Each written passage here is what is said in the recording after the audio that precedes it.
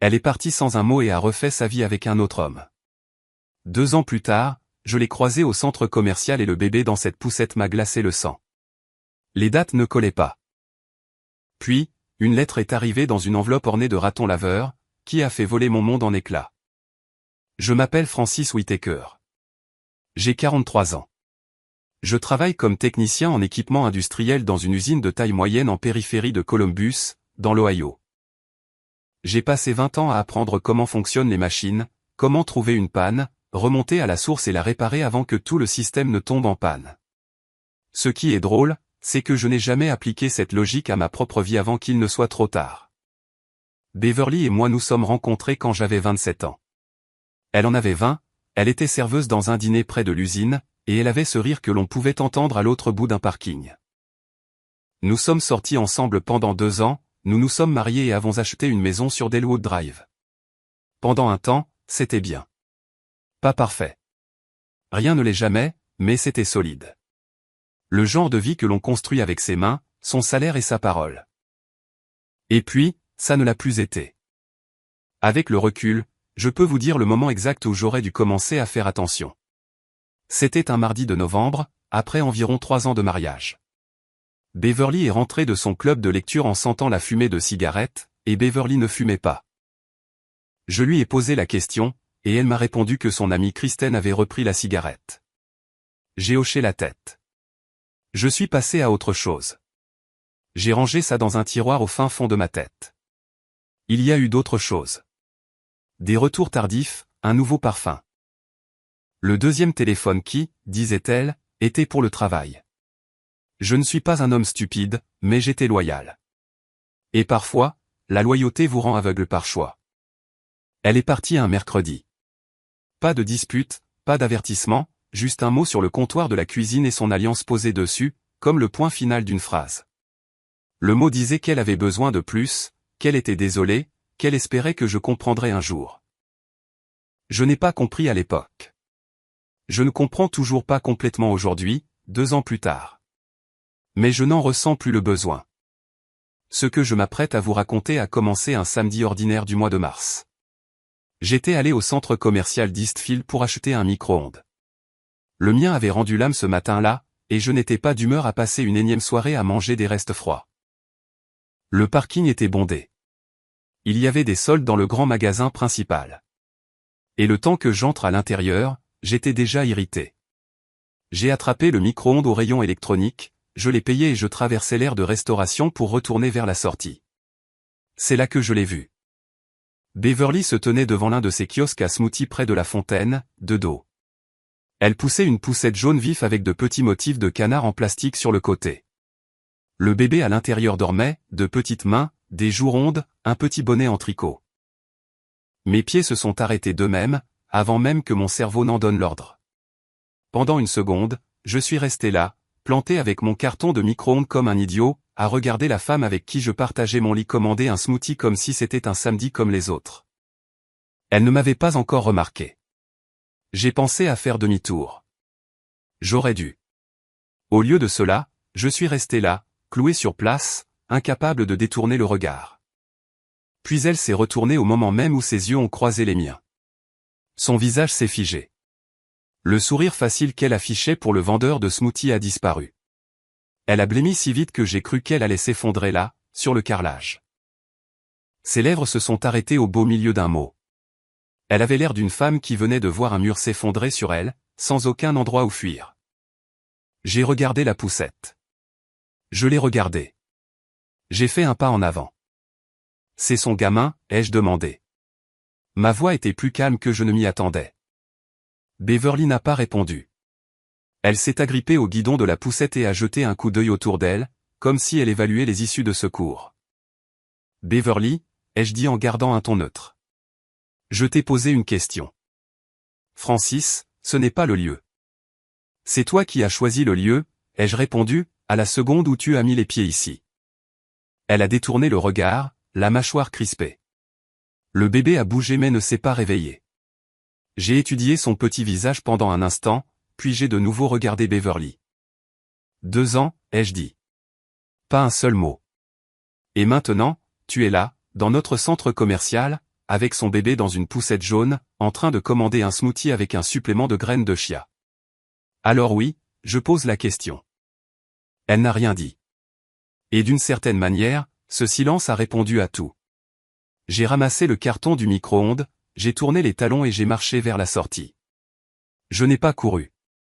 Je n'ai pas élevé la voix. Je suis simplement parti, car certaines questions n'ont pas besoin de mots. Et certaines réponses sont écrites en toutes lettres sur le visage d'une femme quand elle pense s'en être déjà tirée à bon compte. Ce qui n'était pas le cas. J'ai fait une douzaine de mètres avant d'entendre sa voix derrière moi. Francis, attends.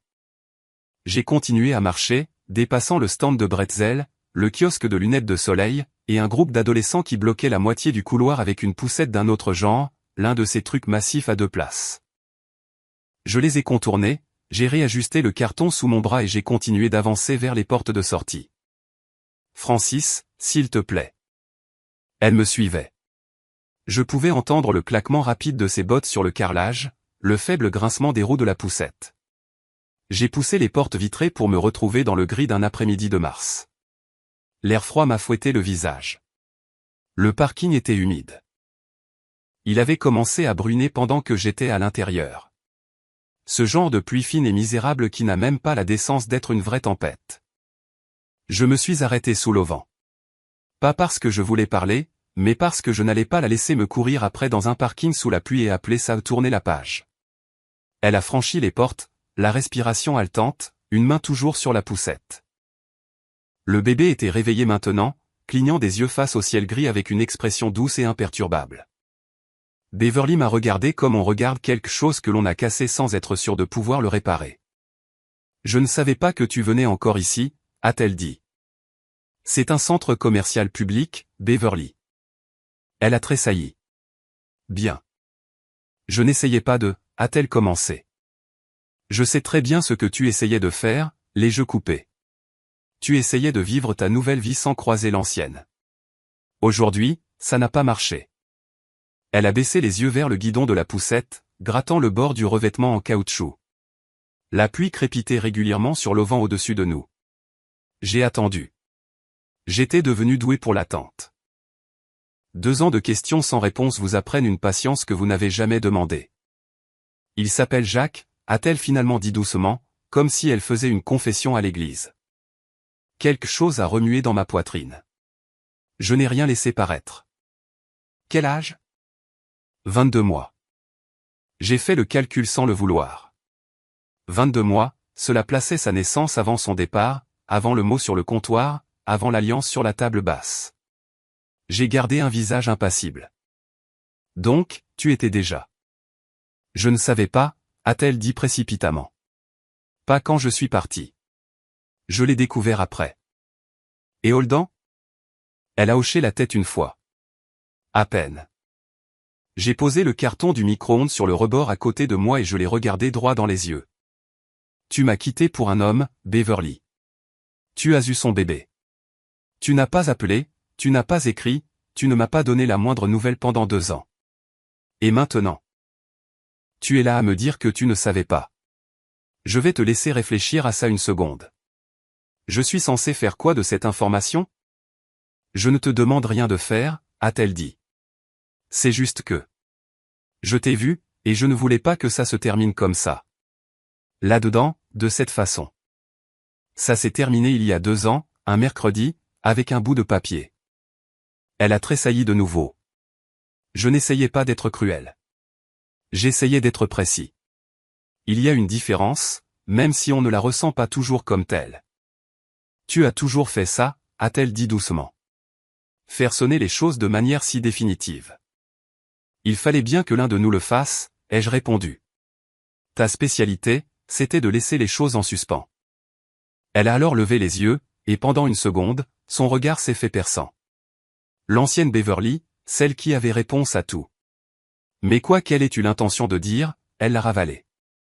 Le bébé a commencé à s'agiter, émettant un grognement sourd qui allait bientôt se transformer en une vraie plainte. Elle a glissé la main dans la poussette et ajusté sa couverture sans détourner les yeux de moi. J'ai observé ses mains. Leur geste était automatique, rodé.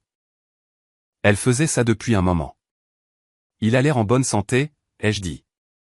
Parce que je ne suis pas sans cœur, parce que c'était vrai, et parce que j'avais besoin de dire quelque chose qui ne soit pas une accusation. Il l'est, a-t-elle répondu doucement. C'est un bébé adorable. J'ai hoché la tête. J'ai ramassé le carton du micro-ondes.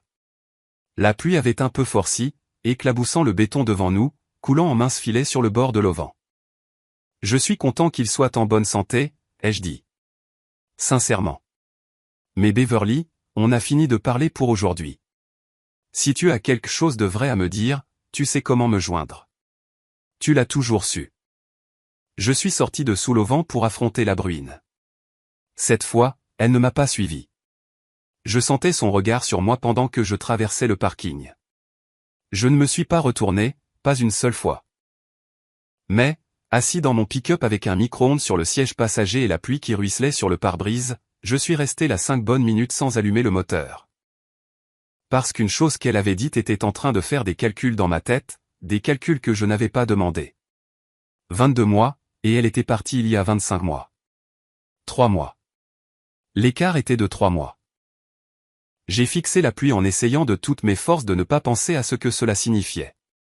J'ai complètement échoué. Je n'ai pas dormi de la nuit. Je suis resté allongé sur les couvertures dans le noir, tout habillé, à fixer le ventilateur de plafond qui vacillait légèrement à chaque 3e rotation. J'avais l'intention de le réparer depuis 2 ans.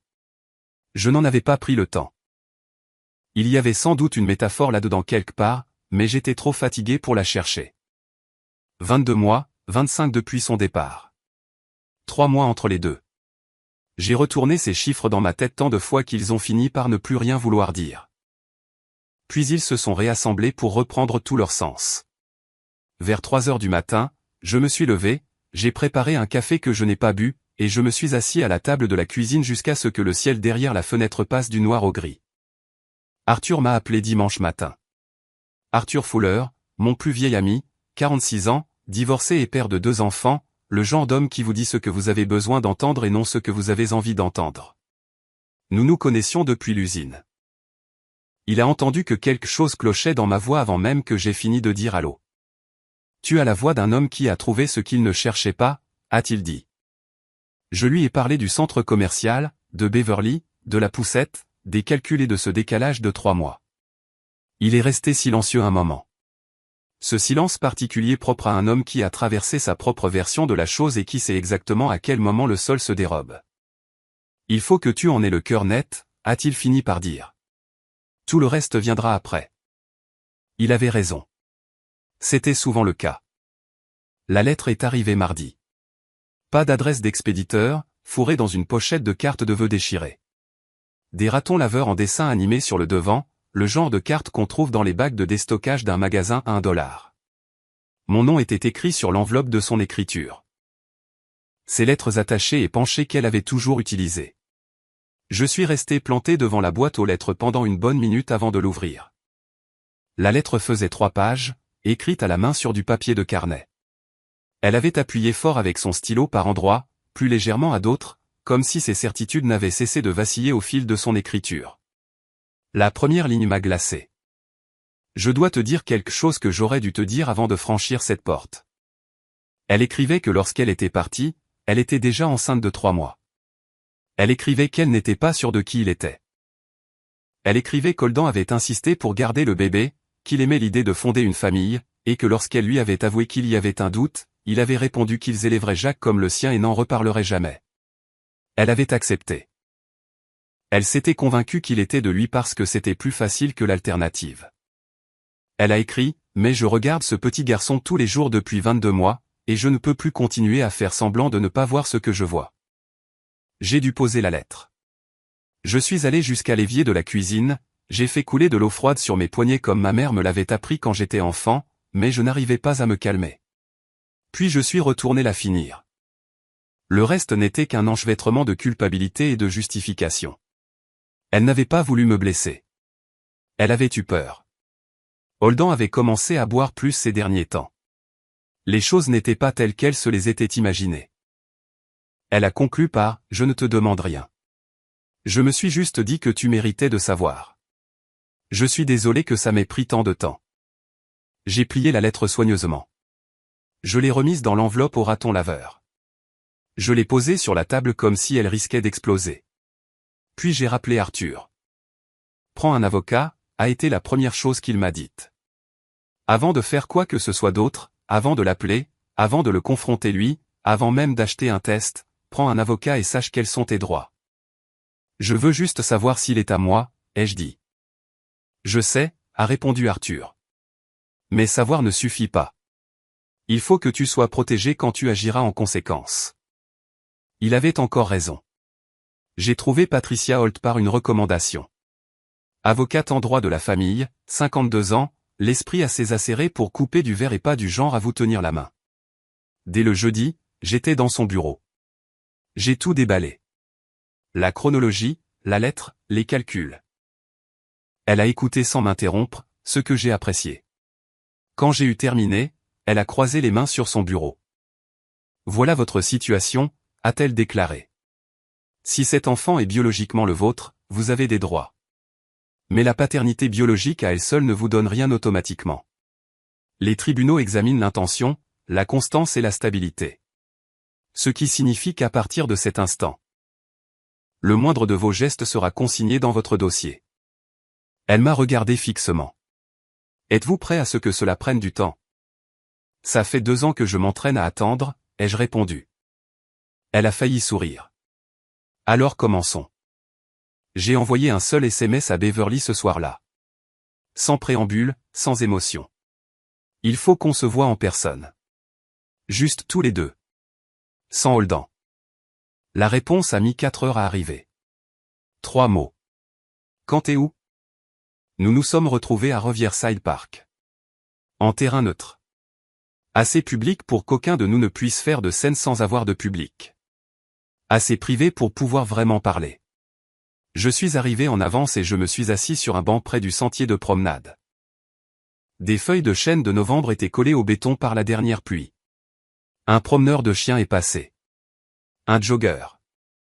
Le monde ordinaire vacant à ses occupations. Beverly est arrivée avec 7 minutes de retard. Elle portait son ancienne veste bleu marine, celle avec les boutons en laiton, et elle n'était pas maquillée. Elle avait l'air fatiguée, d'une fatigue réelle, pas feinte. Elle s'est assise à l'autre extrémité du banc et a posé son sac entre nous comme une borne frontière. « Je n'étais pas sûr que tu viendrais, a-t-elle dit. J'ai failli ne pas le faire, ai-je répondu. Et puis je me suis rappelé que j'avais été honnête avec toi pendant tout notre mariage, et que je n'allais pas commencer à changer maintenant. Elle a hoché la tête, fixant le sentier. Je veux un test ADN, ai-je déclaré. Sans y aller par 4 chemins, sans adoucir la réalité. Je veux que ce soit fait dans les règles, par un laboratoire, avec des documents officiels. Beverly a expiré lentement. Je savais que tu dirais ça. Alors cette conversation se passe bien pour l'instant, ai-je rétorqué. Elle m'a regardé de travers. Ce vieux réflexe, presque un sourire, disparut avant même d'avoir pu se former. Holden ne sait pas que je t'ai écrit. Ça, c'est entre toi et Holden. Il va être. Beverly. J'ai gardé une voix calme et posée. Je comprends que ce soit compliqué pour ton foyer, mais je ne suis pas là pour gérer les états d'âme de Holden. Je suis là parce qu'il y a un garçon qui est peut-être mon fils, et s'il l'est, je ferai partie de sa vie. Ce n'est pas négociable. Elle est restée silencieuse un moment. Puis elle a plongé la main dans son sac et en a sorti une petite photographie, un Polaroid. Jacques, assis sur un tapis quelque part, tenant un cube en bois à 2 mains, faisant un grand sourire à la personne derrière l'appareil. Ses cheveux étaient châtain clair. Ses yeux étaient grands et gris. Elle me l'a tendu. Je l'ai prise. Je l'ai regardée longuement sans dire un mot. Tu le vois, a dit doucement Beverly. Ce n'était pas une question. C'était vrai. Je n'allais pas l'admettre à voix haute. Pas encore. Pas ici. Mais je le voyais. La forme des sourcils. L'implantation de ses oreilles. De petits détails qui ne veulent rien dire isolément, mais qui, mis bout à bout, veulent tout dire. Je vois un petit garçon, ai-je répondu avec prudence. Ce qui est exactement la raison pour laquelle j'ai besoin de ce test. Elle a resserré son manteau autour d'elle. Et s'il revient avec le résultat qu'on imagine tous les deux? Alors je te dirai ce qui se passera ensuite, ai-je dit. Et ce sera juste. Mais ça ne passera pas inaperçu. Je ne serai pas invisible. Elle a fixé le sentier. Un long silence. Il m'a traité de maniaque du contrôle, a-t-elle lâché brusquement. Holdan. Il a dit à sa mère que j'étais difficile, que je l'ai tout fait. Elle a ri. Un rire court et creux. Ça te rappelle quelque chose? Je l'ai regardé. Tu as dit à ta sœur que j'étais un maniaque du contrôle pendant la procédure de divorce. Tu as dit à ton amie Kristen que j'étais émotionnellement indisponible. Je l'ai su par d'autres. Tu étais déjà en train de réécrire l'histoire, Beverly. Alors que l'encre sur les papiers était encore fraîche. Elle a ouvert la bouche pour parler. J'ai des preuves, ai-je enchaîné. Mon avocate a des preuves. Je ne remets pas ça sur le tapis pour me disputer avec toi. J'en parle pour que tu comprennes que je ne suis plus le même homme qui se tenait debout dans cette ville avec un mot à la main. Sans comprendre ce qui lui tombait dessus. J'ai eu 2 ans pour m'organiser. Beverly m'a regardé à ce moment-là, elle m'a vraiment regardé, et j'ai vu quelque chose changer dans son regard. Pas de la peur, exactement. Plutôt le réajustement de quelqu'un qui pensait que la voie était libre et qui réalisait soudain que ce n'était plus le cas. Faisons ce test, ai-je dit. Je me suis levé et j'ai récupéré ma veste sur le banc. Laissons-le nous dire ce qu'il a à nous dire, et ensuite nous saurons tous les deux à quoi nous en tenir. Je l'ai laissée assise là, avec le Polaroid sur le banc entre nous. Patricia m'a appelé ce soir-là. Comment ça s'est passé? Elle va coopérer, lui ai-je répondu. Bien. Un silence. Et vous, vous tenez le coup? J'ai repensé à la photo, aux yeux gris, à la forme des sourcils. Reposez-moi la question dans 2 semaines, ai-je dit. Patricia m'avait prévenu que l'attente serait le plus dur. Elle l'avait dit comme on le dit quand on a vu une centaine de personnes traverser la même épreuve. Pas de façon cruelle, juste avec pragmatisme. Les résultats prennent de 10 à 14 jours ouvrables. Pendant ce temps, la plupart des gens se convainquent d'au moins 2 scénarios possibles. Essayez de ne pas le faire. J'ai essayé. J'ai échoué. Les 3 premiers jours ont été gérables. Je suis allé au travail, j'ai effectué des diagnostics sur une ligne de presse qui affichait des erreurs. J'ai remplacé 2 joints hydrauliques sur un système de convoyage. Du travail manuel, du travail utile, le genre de travail qui vous occupe les mains et donne à votre cerveau quelque chose de concret à se mettre sous la dent. J'étais doué pour ça. Et être doué pour quelque chose, même pour une petite chose, compte bien plus qu'on ne veut bien l'admettre quand tout le reste est incertain. Arthur est passé mardi soir avec un pack de 6 bières et un sachet de bretzel, et il ne m'a posé aucune question sur le test. Nous avons regardé un match, parlé de tout et de rien, et il est parti à 21h30 sans en faire des caisses. C'est ce que fait un bon ami. Il se pointe sans script préparé à l'avance. Au 5e jour, mon sang-froid a commencé à s'effilocher. Je me suis retrouvé dans la cuisine à minuit, l'ordinateur ouvert, à m'enfoncer dans des méandres où je n'avais rien à faire, des forums remplis d'hommes dans la même situation. Certains avaient obtenu la réponse qu'ils espéraient, d'autres non. Tous donnaient l'impression d'avoir traversé une épreuve qui les avait transformés à tout jamais. J'ai lu pendant 2 heures, j'ai fermé l'ordinateur et je me suis senti encore plus mal qu'avant de l'ouvrir. 6e jour. Un collègue nommé Ted, la cinquantaine, le dos en compote mais le cœur sur la main, m'a pris à part pendant la pause déjeuner. T'as l'esprit ailleurs depuis le début de la semaine, m'a-t-il dit. T'es pas obligé de me dire ce qui se passe, mais quoi que ce soit, tu t'y prends mal en essayant de gérer ça tout seul. J'ai failli l'envoyer balader. À la place, je lui en ai fait un résumé rapide. Il a écouté. Puis il a dit quelque chose que je n'attendais pas de la part de Ted, qui était généralement un homme de peu de mots. Mon vieux ne s'est jamais battu pour moi quand il en a eu l'occasion. J'avais 18 ans quand j'ai découvert qu'il aurait pu le faire. Je ne lui ai jamais pardonné d'avoir baissé les bras. Il m'a regardé droit dans les yeux. Ne donne pas à ce gamin quelqu'un à ne pas pardonner plus tard. J'ai conduit jusqu'à la maison en repensant à ça. Je me suis garé dans l'allée et j'y suis resté. 7e jour. J'ai cherché des appartements à Denver sur Google. Je suis allé jusqu'à filtrer par prix avant de fermer le navigateur. Fuir n'était pas la solution. Je le savais, Mais savoir quelque chose et le ressentir sont deux mondes différents. 9e jour. Beverly m'a envoyé un message. Pas au sujet du test. Elle ne l'a pas mentionné. Elle m'a écrit pour me dire que Jacques avait une petite fièvre et qu'elle voulait m'en informer au cas où. Je suis resté planté avec ce message un long moment. Au cas où. Au cas où il serait de moi, elle préparait déjà le terrain pour une réalité qu'elle n'avait pas encore confirmée. J'ai répondu en 3 mots. Tiens-moi au courant. Parce que je n'allais pas ignorer la fièvre de mon propre fils. Pas si je pouvais l'éviter. 12e jour, l'enveloppe est arrivée. Je relevais le courrier tous les jours comme s'il me devait quelque chose. Cet après-midi-là, j'ai vu l'adresse de retour du laboratoire dans le coin supérieur gauche, et mes mains se sont figées. Je suis rentré, j'ai posé l'enveloppe sur la table de la cuisine et je me suis assis en face. J'ai pensé à appeler Arthur d'abord, mais j'ai changé d'avis. Ce moment m'appartenait, à moi seul. Je l'ai ouverte. Le jargon de ces rapports est clinique. Délibérément dénué d'émotion. Probabilité de paternité. Analyse statistique. Des numéros de référence que je ne comprenais pas. Mais la conclusion au bas de la 2e page était suffisamment claire. Probabilité de paternité, 99,97%. J'ai posé le papier à plat sur la table. J'ai lissé les plis avec la paume de ma main. Je l'ai regardé. Jacques était mon fils. Je n'ai pas pleuré. J'ai cru que j'allais le faire, mais je n'ai pas versé une larme.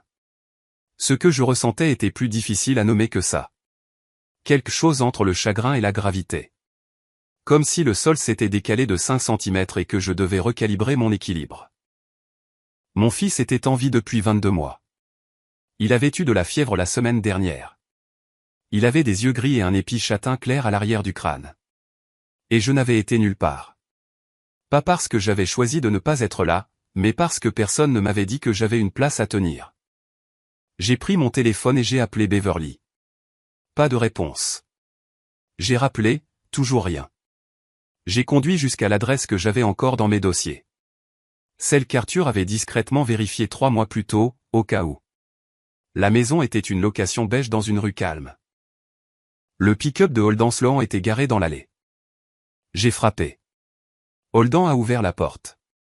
Il paraissait plus vieux que la dernière fois que je l'avais vu, les traits plus empâtés, plus affaissés d'une certaine façon, comme si quelque chose en lui s'était lentement dégonflé. Il n'a pas été surpris de me voir. C'est la première chose que j'ai remarquée. Il s'est adossé à l'encadrement de la porte, a croisé les bras et a attendu. Beverly n'est pas là, a-t-il dit. Dans ce cas, c'est toi et moi qui allons parler, ai-je répondu. Il m'a étudié du regard pendant un instant. Puis il s'est écarté. Nous sommes restés debout dans la cuisine. Il ne m'a pas proposé de m'asseoir. Je n'ai rien demandé. La maison sentait les plats à emporter et une vague odeur d'humidité. Une machine de linge restait trop longtemps dans le tambour, peut-être. Le gobelet en plastique d'un bébé trônait sur le plan de travail. Une petite paire de chaussures traînait près de la porte de derrière. Je sais pourquoi tu es là, a lancé Holden. Il s'est versé un verre d'eau et ne m'en a pas proposé. Beverly m'a dit qu'elle avait envoyé la lettre. Quand ça? 3 jours après l'avoir postée, il a reposé son verre. Elle se sentait coupable. Elle se sent toujours coupable après avoir fait quelque chose qu'elle aurait dû faire plus tôt. Je l'ai regardé. Tu savais. Avant la lettre, avant le test, tu savais. Il n'a pas nié. Il a fixé la fenêtre au-dessus de l'évier, la mâchoire contractée. Elle me l'a dit avant sa naissance. Elle a dit qu'elle n'était pas sûre à 100%. Je lui ai dit qu'on l'élèverait comme le mien et qu'on irait de l'avant. Et tu as décidé pour vous deux que je n'avais pas besoin de le savoir. Elle a décidé, s'est-il défendu. Moi, j'ai accepté. Ça ne fait pas une grande différence, ai-je rétorqué. Tu avais des informations sur mon fils et tu t'es assis dessus pendant 22 mois. Il s'est alors tourné vers moi, et je m'attendais à de la colère, quelque chose de bouillant et de défensif. Ce que j'ai vu à la place était beaucoup plus terne. Tu veux que je te dise que je suis désolé? Je veux que tu comprennes ce que tu as fait, ai-je répondu. Tu ne m'as pas juste menti. Tu as pris une décision à la place d'un enfant qui n'avait pas son mot à dire. Holden s'est adossé au comptoir. Il avait l'air épuisé, d'une fatigue qui n'avait rien à voir avec le manque de sommeil. Tu crois que ça a été facile? Je crois que ce n'est pas mon problème, ai-je lâché. Il est resté silencieux un moment. Puis il a dit une chose qui a frappé plus fort que je ne l'aurais cru. J'ai changé ses couches à 3 heures du matin. Je lui ai chanté des chansons quand il n'arrivait pas à dormir.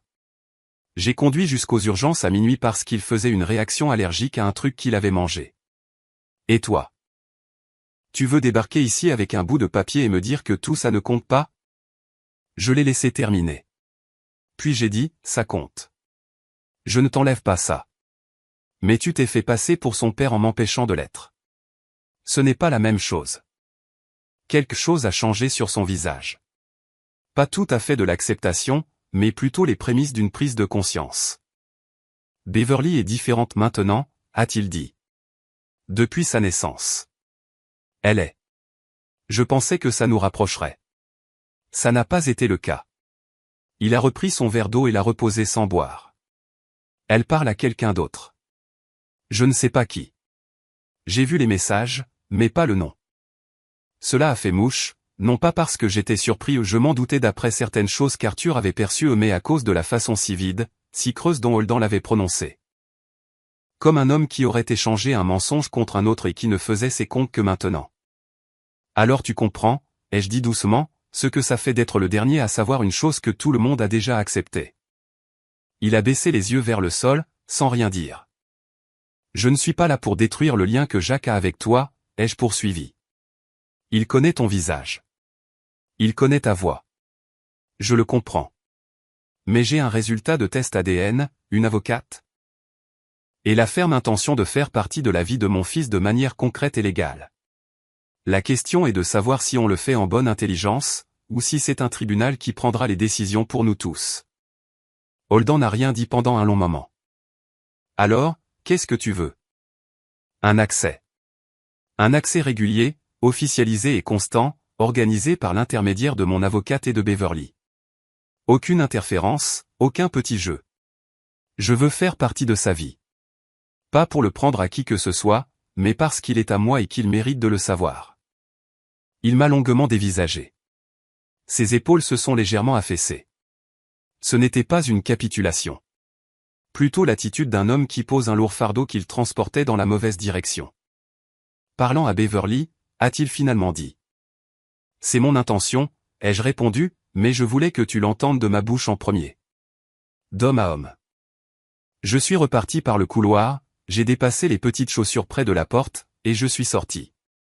Sur le chemin du retour, j'ai appelé Patricia. Je lui ai parlé, ai-je annoncé. Comment ça s'est passé? Il ne va pas se battre, ai-je dit. En tout cas, pas aujourd'hui. Tant mieux, a-t-elle répliqué. Parce que j'ai déposé la requête initiale en reconnaissance de paternité ce matin. Le compte à rebours était officiellement lancé. Je me suis inséré sur l'autoroute. La ville s'étalait sous les dernières lueurs du soir. Jacques avait 22 mois. J'avais déjà raté trop de choses.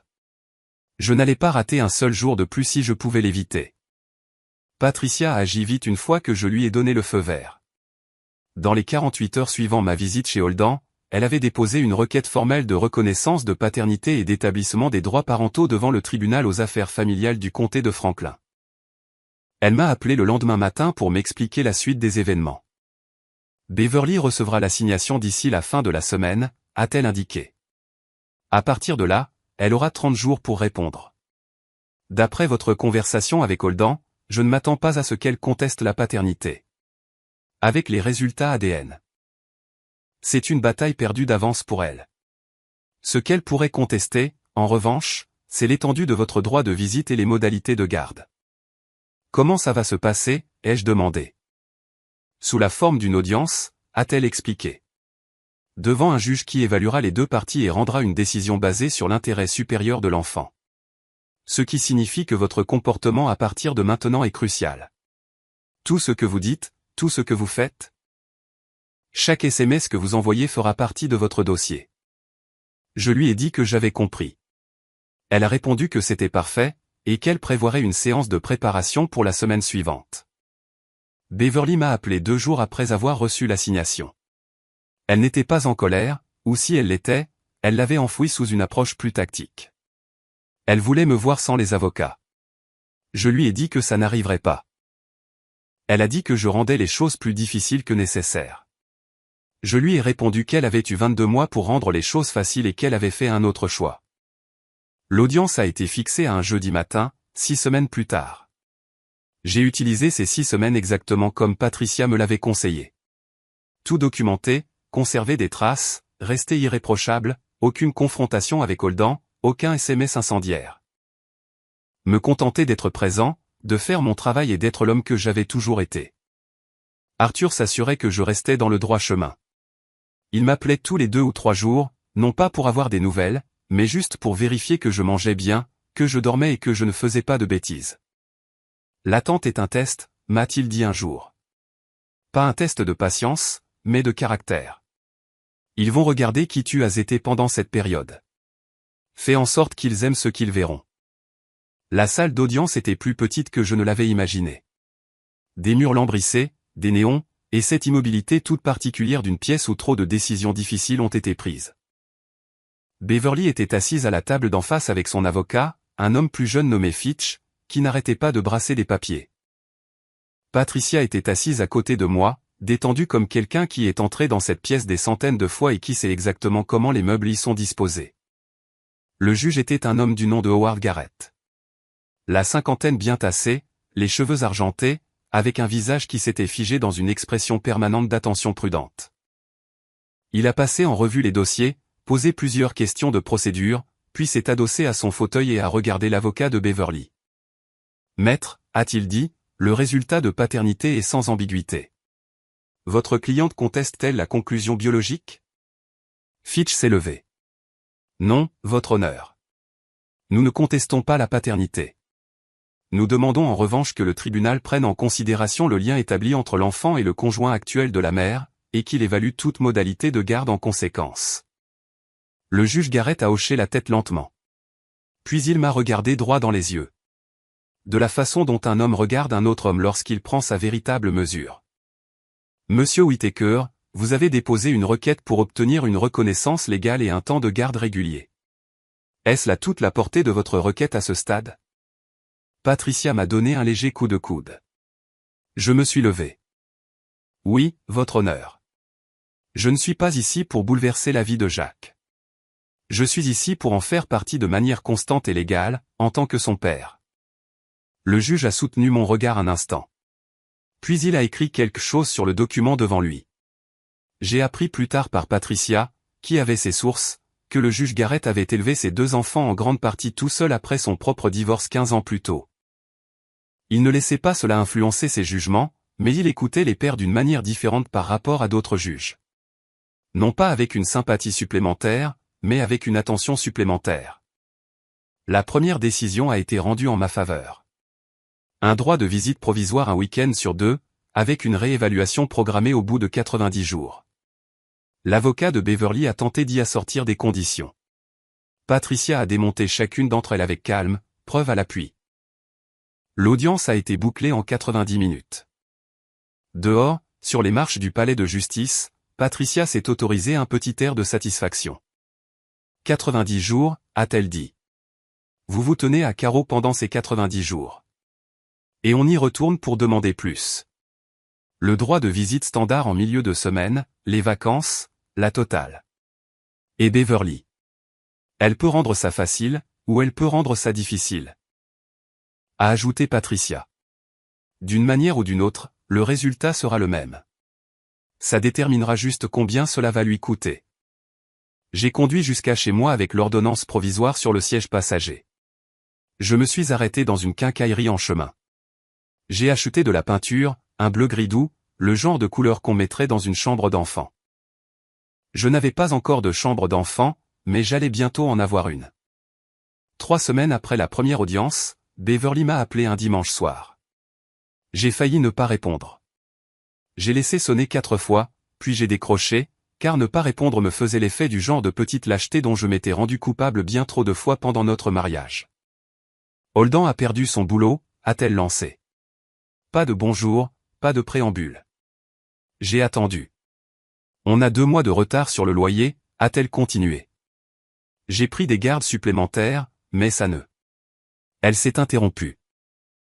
Jacques a besoin de stabilité. Je ne le demande pas pour moi. Je le demande pour lui. J'ai encaissé ça un instant.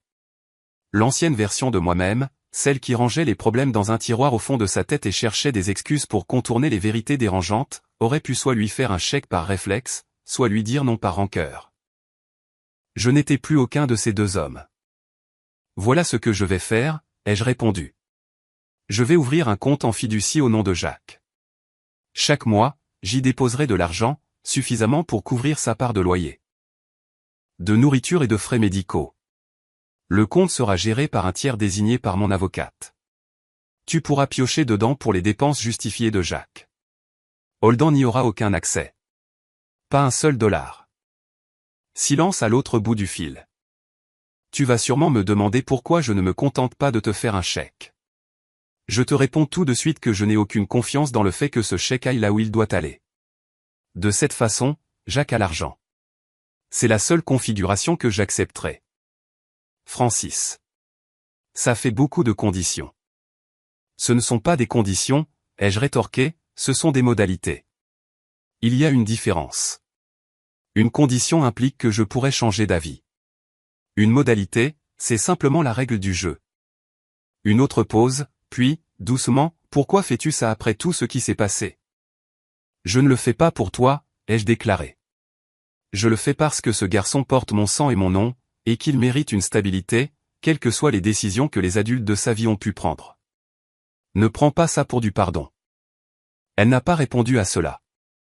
Après un moment, elle a dit qu'elle demanderait à son avocat d'examiner l'arrangement. C'est une bonne décision, ai-je approuvé. Qui l'appelle Patricia? J'ai raccroché et j'ai appelé Arthur. Il a décroché à la 3e sonnerie. Et quand je lui ai expliqué ce qui venait de se passer, il y a eu un blanc, puis un petit rire sec. Tu viens de la transformer en pur instrument juridique, a-t-il dit. C'est froid, mon frère. Ce n'est pas froid, ai-je répondu. C'est propre. Jacques mange et a un toit. Holden ne peut pas boire mon argent.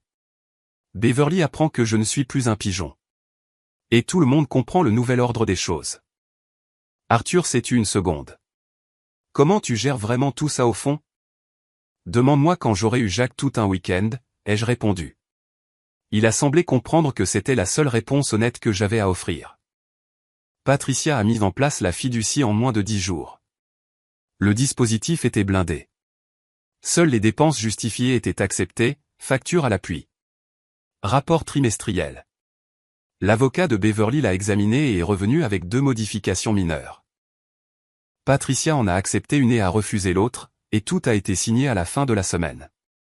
Le premier week-end où j'ai eu Jacques est tombé un samedi, début mai.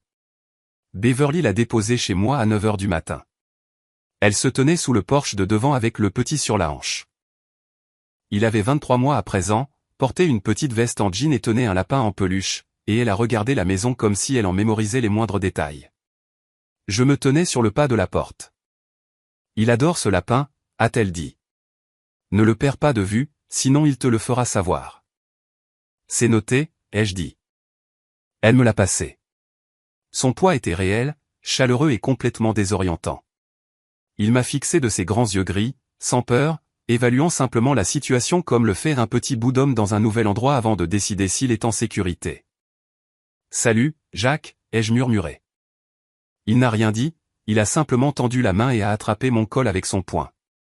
Beverly est retournée à sa voiture sans se retourner.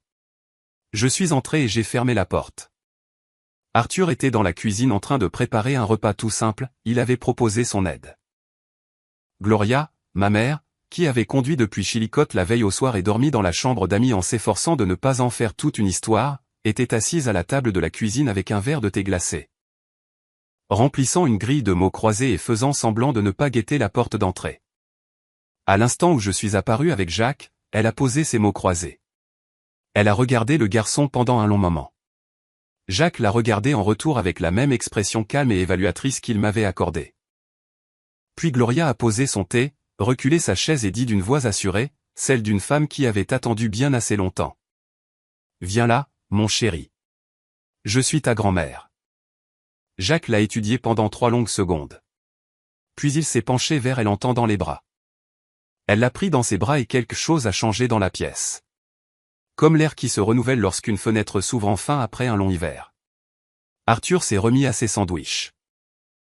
Je me suis adossé à l'encadrement de la porte et j'ai regardé ma mère tenir mon fils pour la toute première fois. J'ai pensé à ces 22 mois, à tous ces samedis qui s'étaient écoulés sans que rien de tout cela n'existe. Puis je me suis détaché du cadre de la porte et je suis allé aider Arthur à préparer le repas, parce que le passé était le passé, et qu'il y avait un petit garçon à la table de la cuisine qu'il fallait nourrir. L'audience de réévaluation des 90 jours a eu lieu un mardi matin de fin juillet. Patricia m'a fait venir à son bureau à 7h30 pour parcourir le dossier une dernière fois avant de nous rendre au tribunal. Elle a étalé les documents sur la table de conférence. Le journal des visites, les échanges de SMS, les relevés du compte en fiducie, les factures médicales de Jacques, 2 douzaines de photos horodatées prises lors de mes week-ends avec lui.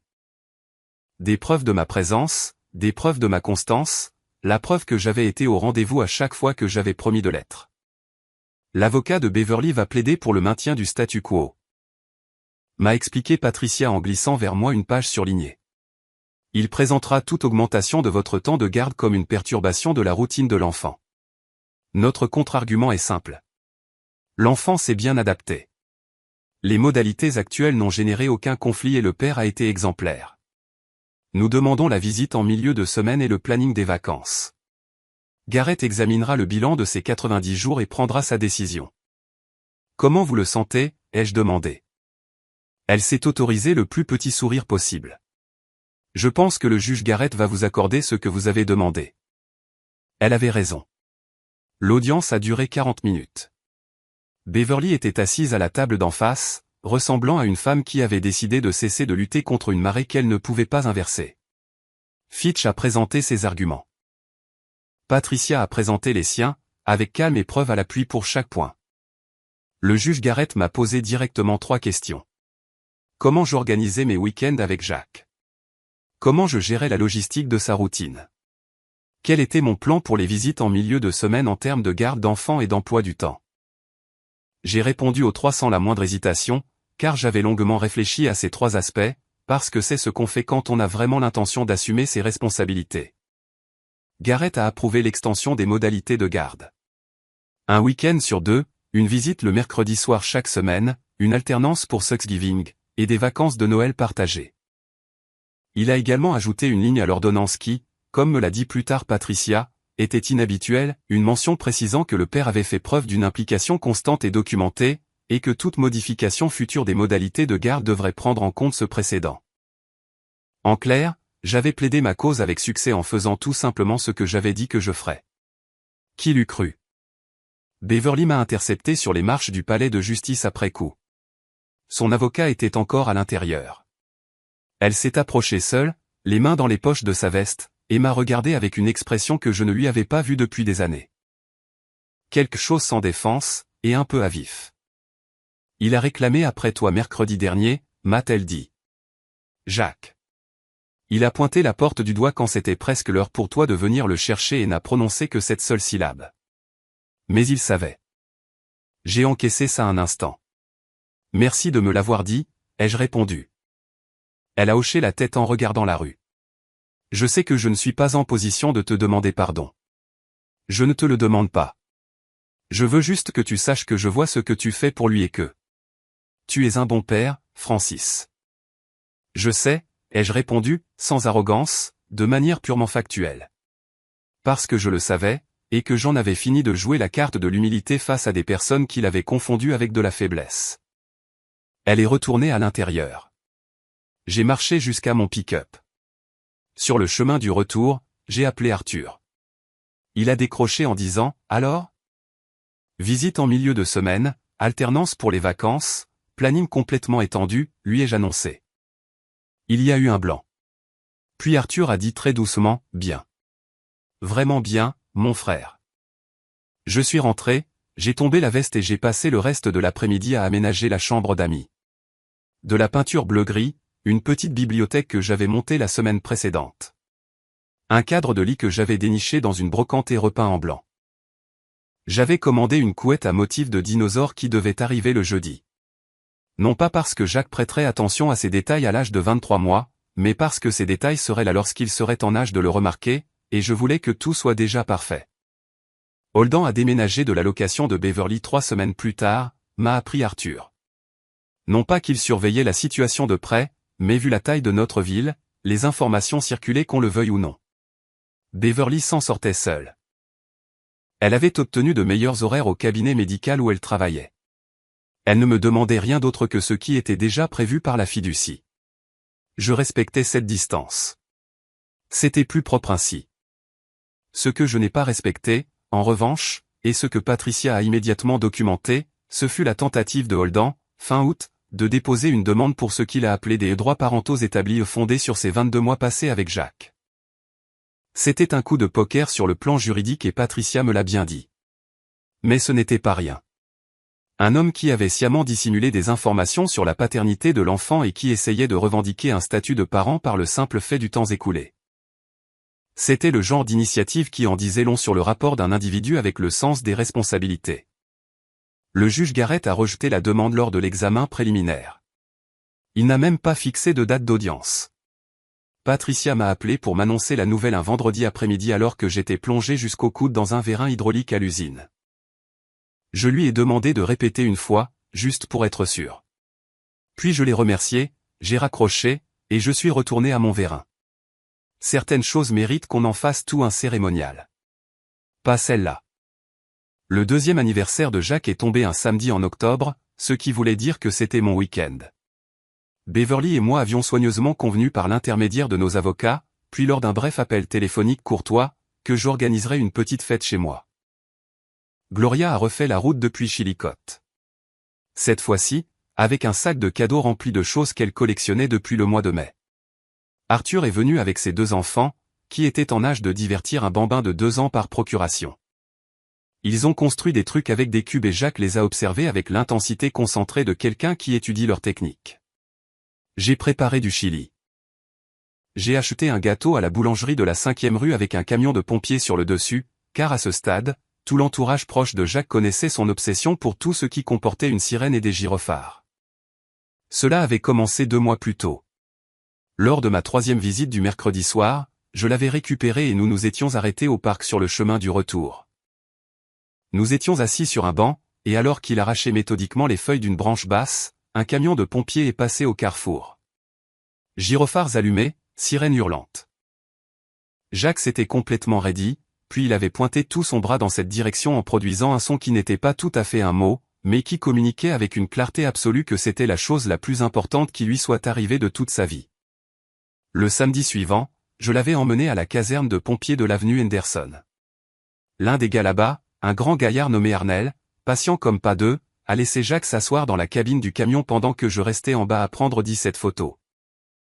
Jacques tenait le volant à 2 mains et regardait à travers le pare-brise avec l'expression d'un homme qui a trouvé sa véritable vocation. Sur le trajet du retour, il s'était endormi dans son siège auto, une main encore légèrement tendue en avant dans son sommeil, comme s'il tenait toujours le volant. J'avais fait encadrer l'une de ses photos.